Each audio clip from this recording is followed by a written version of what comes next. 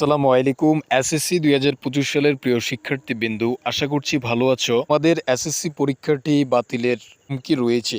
এই টপিকটি আসলেই একটি দুঃসংবাদ হিসেবেও ধরা যেতে পারে। মাধ্যমিক পর্যায়ে শিক্ষা মন্ত্রণালয় থেকে এসএসসি ২০২৫ পরীক্ষা শুরু হবে আগামী ১০ এপ্রিল। ইতিমধ্যে পরীক্ষার সকল কার্যক্রম শুরু করেছে, তোমরা জানো। ফর্ম ফিল আপ কার্যক্রম শেষ করে রুটিন প্রকাশ করা হয়েছে এবং কয়েক ধাপে রুটিন পরিবর্তন করা হয়েছে। এখন এসএসসি ২০২৫ পরীক্ষা বর্জনের ঘোষণা করেছে শিক্ষকরা।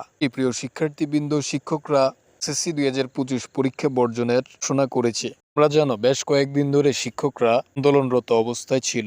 গেল এসএসসি পরীক্ষার কেন্দ্রের দায়িত্ব পালন বর্জন করলে জাতীয়করণে দাবিতে আন্দোলন করেন শিক্ষকরা। এর আগে শিক্ষকরা অর্থ দিবস ক্লাস কার্যক্রম পরিচালনা করেছে। জাতীয় প্রেস ক্লাবের সামনে আন্দোলন করছে এমপিভুক্ত শিক্ষকরা। টানা ১৮ দিন ধরে তাদের এই আন্দোলনে তাদের বেশ কিছু দাবি উঠে এসেছে। বিশেষ করে তারা আসন্ন ঈদুল ফিতরের আগতবাগ উৎসব ভাতা নিশ্চিত করতে বলছে। যদি না করা হয় শিক্ষা মন্ত্রণালয় পরিণতি কি হবে তাও অনেকটা জানিয়ে দিয়েছেন শিক্ষকরা। তবে এসএসসি ২০২৫ পরীক্ষার কেন্দ্রের দাবি পালন করবে না এবং এসএসসি পরীক্ষা বর্জনের ঘোষণা দিয়েছে।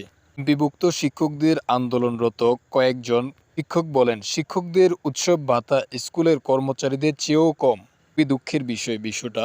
নিউজটি তোমরা দ্য ডেইলি ক্যাম্পাসেও পেয়ে যাবে। আসলে দেখো, এখানে তোমাদেরই ক্ষতি। যারা এসএসসি ২০২৫ সালে পরীক্ষা দিবে, তাদের পরীক্ষার মুহূর্তে যদি এ ধরনের কোনো প্রবলেম সৃষ্টি হয়, ফলে বিষয়গুলো প্রত্যেকটি শিক্ষার্থীদের জন্য একটি বিশাল হুমকি স্বরূপ। এখন নিউজটিতে আরো বলা হয়েছে, বাড়ি ভাড়া আর চিকিৎসা বাজার পরিমাণ ও খুবই কম। বর্তমান বাজারে একজন বিশেষজ্ঞ চিকিৎসকের ভিজিট ৮০০ টাকা থেকে ১,০০০ টাকা, আর ১,০০০ টাকা দিয়ে কোথায় বাড়ি ভাড়া পাওয়া যায় সেটা সরকার ভালো বলতে পারবে। আমাদের দাবিগুলো যৌক্তিক, দাবি আদায় না হওয়া পর্যন্ত রাজপথ ছাড়বে না। এর আগে ২০ ফেব্রুয়ারি আন্দোলনরত শিক্ষকদের শিক্ষা ভবনে প্রবেশ করতে বাধা দেয় পুলিশ।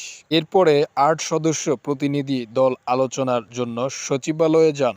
এই বৈঠকে আশ্বাস পেল কোনো সুনির্দিষ্ট ঘোষণা এখন পর্যন্ত আসেনি। শিক্ষকরা বলতেছেন, দাবি না মানা পর্যন্ত তারা ঘরে ফিরবেন না। তো বিষয়টা কতটা সেন্সিটিভ বিষয়গুলো আসলেই যৌক্তিক। তোমরা কি বলো অবশ্যই কমেন্ট করে জানাবে। কিন্তু চিন্তার বিষয় এবং দুঃখের বিষয় যে তবে এখন পর্যন্ত শিক্ষা মন্ত্রণালয় থেকে আনুষ্ঠানিকভাবে এ দাবির পরিপ্রেক্ষিতে কোনো কিছুই জানায়নি। শিক্ষার্থীরা, তোমরা কি এই আন্দোলনের পক্ষে নাকি বিপক্ষে অবশ্যই কমেন্ট করে জানাবে তোমাদের মূল্যবান মন্তব্য। ধন্যবাদ।